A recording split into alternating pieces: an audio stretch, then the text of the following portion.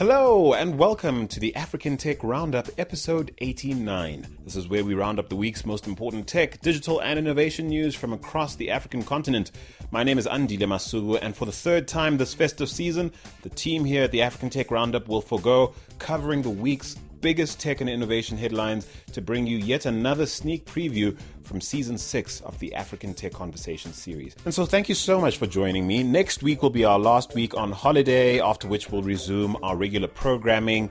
But this, of course, is the last episode of 2016. Thank you so much for listening in all through the year. We totally look forward to having you hang with us in 2017. Now, the African Tech Conversation we're featuring on the show this week is with Chad Larson, who is both co-founder and chief financial officer of the solar power startup M-KOPA, a business which has so far connected more than 400,000 homes in Kenya, Tanzania, and Uganda to solar power. But before I share some moments from my chat with Chad, I must give a shout out to GoDaddy for sponsoring Season 6 of the African Tech Conversation series.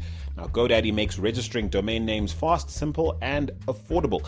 They're the world's largest domain registrar, trusted by over 13 million customers around the globe. They provide everything you need to get your business set up online, including award-winning 24/7 support. Now, to save 30% on a new domain name or to use any of their other services, go to trygodaddy.com/African Tech. Now, once again, that's trygodaddy.com/African Tech to save yourself 30%.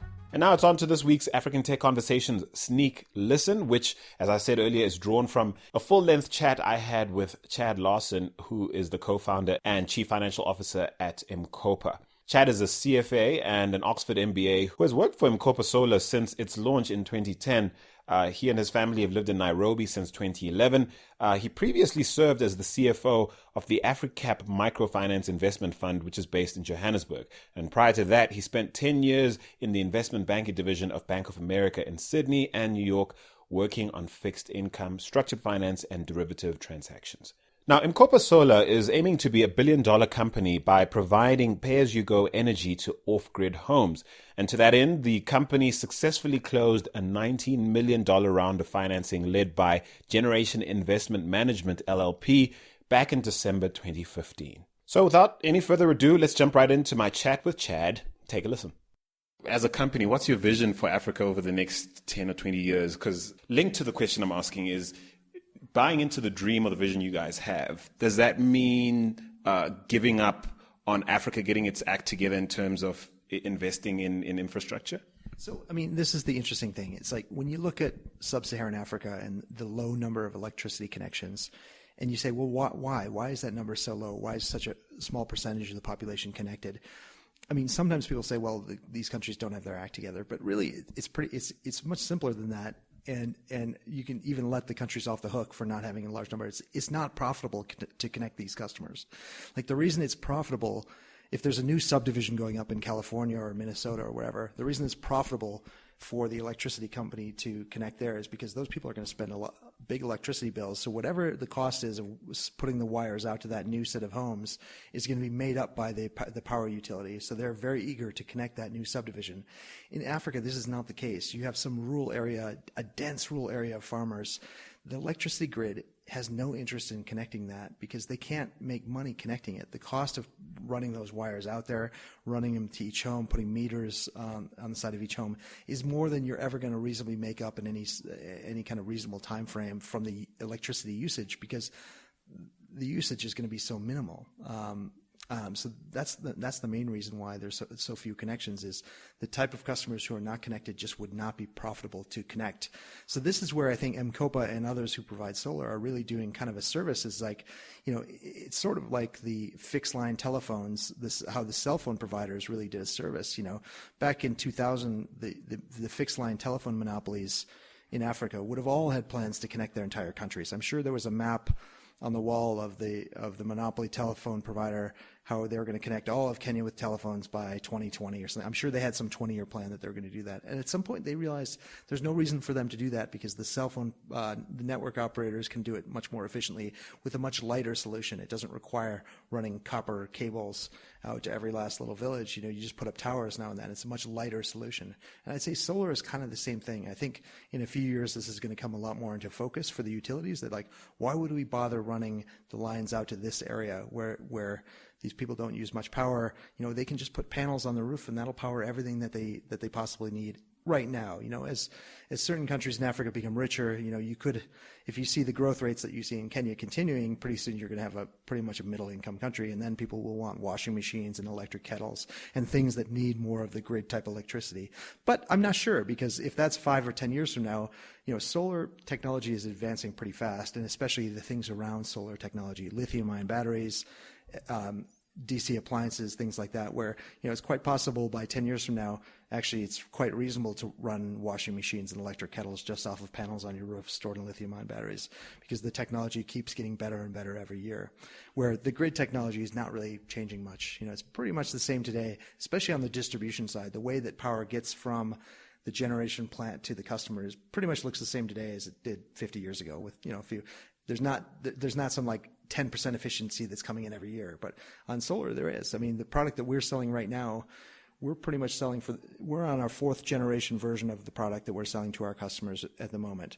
And it's just like, the difference between iPhone 1 and iPhone 4. It's way better today than it was in the first version, but it's the same price. It's because everything in our product keeps getting better and better. So we keep packing more into it at the same price. So I could see a situation where, Africa, just like they did with cell phones and just like they're doing with mobile money, that they really leapfrog the legacy technology, and a huge amount of the population, not all of it, but especially the rural population, just goes right onto solar. They just generate their own power on their rooftop, they store it in lithium-ion batteries on their wall, and they discharge it into very efficient appliances. And there's no reason to run this legacy infrastructure that was used in the past out to the homes, just as the same as the fixed line telephones. So let me paint a picture. Governments are waking up to a boat they missed around mobile telephony. And I think a lot of them are feeling a great deal of revenue that they would have loved to be in on. They missed out on because they sold licenses for nothing, and they basically now don't have access to some of the most valuable database stashes on the continent, and now they want in, and in different ways. You'll see, like, the Egyptian government trying to ensure that that doesn't happen with 4G LTE, and that doesn't happen with, and I feel like the boat has kind of sailed as far as mobile telephony. Like you say, other technologies are taking over, and they're sweating assets they're struggling with. I do see some of the political issues around the privatization of energy, even at it's a sort of micro home-to-home level, emerging over time. And I'm wondering if these sort of things come up in your thinking strategically around ensuring that countries, governments don't feel disenfranchised by what they could wake up one day and feel like, hey, that should be us profiting, at least the fiscus should be benefiting directly from some of these initiatives. Or perhaps this should be energy and time spent on direct infrastructural development, perhaps in solar, I don't know. I mean, to me, this doesn't seem like it should be a problem for governments, because in a way, if you think about the typical African utility that's state-owned, we're picking off the least profitable customers. It's not like we're coming in and eating their lunch and taking the most profitable customers. We're not taking the aluminum smelter off their hands or anything like that. Like, those guys are still going to use the grid. The dense urban areas are still going to use the grid. The customers like me and you who have big electricity bills each month, we're going to want the grid. We're picking off the customers that right now they can't profitably connect. So it should be solving a political problem rather than creating one, where mobile phones maybe didn't have that advantage because they sort of picked off all customers. They picked off some of the best customers and also the very bottom of the pyramid customers, because both rich and poor people quickly adopted mobile phones. So, it really ate the lunch of the fixed line telecoms. Here, I don't see that's the case. At least for now, the dense urban areas, the grid is still the most appropriate way to supply them. Any place where there's industry, there's welders, there's kind of stuff like that going on. But that doesn't describe a huge amount of Africa when you get out in the rural areas. You just have villages that have some basic needs. The grid does not need to go to those places. And we should be solving a problem by being able to give them something that gives them a grid-like experience, not quite, but nearly what the grid can give them, but with a much lighter solution that doesn't require them running heavy infrastructure out to these homes. And how profitable is this business? I mean, so we have 400,000 customers, or about 425,000 customers. On an average customer basis, we're making money. We're priced to be profitable on a customer-by-customer basis. And I mean, we don't make money on every customer because we price like a portfolio. We'll lose money on certain customers. They'll default on the loan. They won't be able to finish, or they'll pay so slowly that we won't make our money back. But then we make money on enough customers that it covers those, and there's profits. I mean, right now, we still have fixed costs because we're a growing business that are not justified by our size. You know, we probably need another 200,000 customers today to be covering the fixed cost. But luckily, we have venture capital investment that recognizes that and is really designed exactly for this purpose. You know, our investors are going to put money into this until the point where the growth will be big enough to where we can basically cover that. So the key here is, you know, on a customer by customer basis, we make money. It's just then we have a big technology platform, R&D, engineering, et cetera, it's sort of too big relative to the customer base right now. But this is a common problem, and this is where, you know, this is the best source of venture capital, is basically to fund those losses until the point where you can get to the scale that you need to make the business work. Are you giving up equity in exchange for this investment, or is this debt funding? Yeah, I mean, part of the deal when you bring on external investors is you give up some of the upside as the founders, and that's part of the deal. But we're very grateful to have kind of committed backers from the beginning who are, you know, really aligned with us on the journey and want to see this go to where it could be. So, but yeah, part of that is you give up some of the upside, but we're quite happy to do that because we're far bigger today because of that investment than we could be. But we do also have a debt needs that we use debt funding for, and that's mostly on the working capital side. The fact that we pay our suppliers much earlier than we get the money back from our customers, so we always have that gap to fill that we use debt funding for. And so how much of the money you've received is the grant funding? So if you look at the percent of, I guess, all of our external money raised, it might be about 20% that would be grant funding, just off the top of my head. The big, and this is public information, but the biggest grant facilities we have are from the Shell Foundation and the Gates Foundation, have both given us large grant facilities to basically expand the business. But that makes up the smaller part of our capitalization. Most of the money is coming from kind of commercial sources where they're expecting a real return, either in the form of principal and interest if they're a debt funder, or some significant upside if they're an equity funder. But we are lucky in that we're in a space. I mean, you know, most businesses don't have the luxury of having grant funding as part of their funding mix, but we're lucky in that because we're in a space that certain organizations find socially beneficial, that we're able to use grant funding as well as part of our funding mix.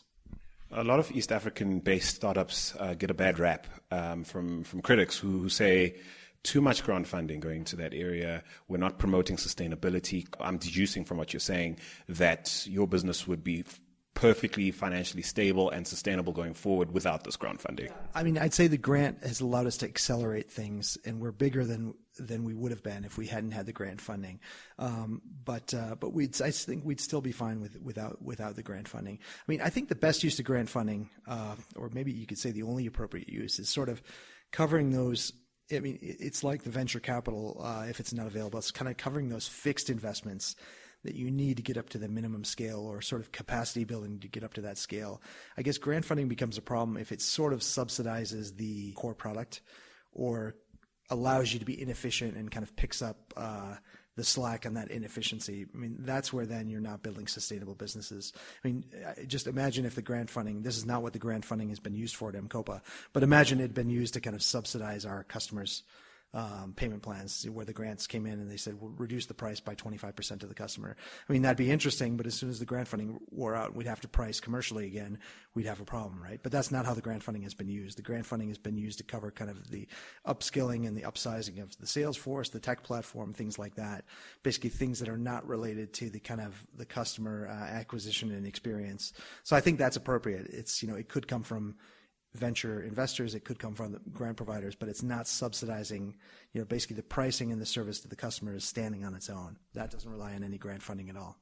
To be fair to the critics, in many cases, the situation you just described is pretty much exactly how grant funding ends up operating within businesses. And unfortunately, it's to me, is tantamount to crack, really, where, okay, we'll sponsor, we'll subsidize $2 off every sort of home you connect. I am aware of some schemes and certainly quote unquote social businesses that work on that model. And listening to you, you'd agree with me in saying that's not a plan.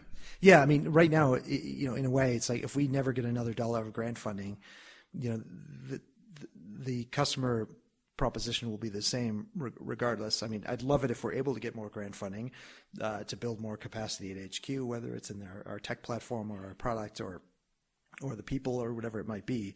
But the customer proposition won't change whether we get more grant funding or do not get more grant funding. But that's true. I mean, I think the critics are right. That's not always the case. Sometimes the grant funding does go to basically subsidizing the inputs or the actual customer price, which I don't think is useful. I mean, just as an example, if you look at when I was in Africa in the microfinance industry, some of the microfinance banks get sort of concessional wholesale funding, basically, funding on the liability side of their balance sheet at kind of a discounted rate, which then allows them to not be as good on the banking side. Like they don't necessarily have to price their loans as keenly, or they can have worse default rates and still be in business, which I don't think is a great way to kind of support a microfinance bank, because you want them to get good to where they can kind of stand on their own. By giving them that cushion, they're not going to be able to do that. Where with us, I think for the most part we've used it appropriately, where it's been a substitute for other types of investment in the fixed infrastructure of the company. Basically, we need to avoid the Wall Street treatment at all costs. That's right. Pretty much. And so, how many rounds of funding have you guys gone through? We've been through 5 rounds of funding, equity funding. And so what sort of money do you stay away from or leave on the table when offers are made? I mean, I think now we're moving to where, this is a good problem to have, in that we have lots of kind of potential equity funders that are calling us to see basically if they can talk to us about equity investment. So we're in the position now, which we weren't early on, that basically we're picking and choosing who our backers are based on, you could say, more than money. Like what else do they bring to the table other than their checkbook? And so part of it might be their ability to follow on. So, they might be willing to put in X amount today, but they could go up to 5 times that over the next couple of years if you need it, so they can grow with you. So you don't have to keep chasing other investors. But then also their network and kind of upskilling your senior team, their connections to kind of maybe as you outgrow certain investors that are at certain sizes, that they can kind of pass you on to the next tier up of investors. And not all your investors can do that. So I'd say, we're turning away a lot of prospective equity investors these days and kind of picking and choosing the ones we want. But we've got a great set of backers now. I'd say we're completely aligned with our backers, and we've got a team that I think will allow us growth in the next 2 to 5 years, as far as they'll have connections. If we outgrow the checkbooks of certain investors, they'll be connected at the level above them to where they'll kind of pass us on to the people who can help us, provided we continue to grow. Let me ask you a more direct question. I mean, Uber surprised a lot of people by taking money from the Saudi Arabian government, for example. What wouldn't you do in terms of that? Yeah, I mean, it might be. I can't say I know a ton about the transaction, but other than just what I read in the news. But it's hard to see the benefit. Yeah, I mean, it's hard to see what the benefits of that would be versus kind of more mainstream private equity. Though, I mean, it depends. Sometimes working with non-traditional investors like that, an advantage is they have sort of an unlimited time horizon on their investment. So as opposed to a fund, like a venture capital fund, that wants to see a result within 5 years, 7 years. So if you have a business that, maybe Uber's vision is that they're going to become like the global logistics provider, but it's going to, in basically every last thing is going to move by Uber that used to move by truck. And maybe they think they need 20 years to get to that vision. So maybe a sovereign wealth fund might be the best investor because they don't have to show a result within 5 or 7 years. I'm not sure. I don't know the strategy, but yeah, I mean, I'd say, having investors that have a long-term time horizon is also useful. So I could see the virtues in that. Now, I assure you the rest of that conversation is totally worth a listen, and it's available on africantechroundup.com right now. You can also find the African Tech Conversations series on iTunes, Stitcher, SoundCloud, and basically any other good podcatcher out there when you search for African Tech Conversations. And of course, many thanks to GoDaddy once again for sponsoring the latest season of African Tech Conversations. Remember, you can buy your own domain name, build your site, or use any of GoDaddy's business tools and save 30% at trygodaddy.com/African Tech. And so that's it for this week. Do join me again next week, indeed next year, and all through the festive season, or at least what's left of it, on AfricanTechRoundup.com for at least one more sneak listen from the African Tech Conversation series, after which, of course, we'll revert back to our usual programming. But for now, I'm Andile Masuku. Thanks for listening. Until next time, do take care, Africa.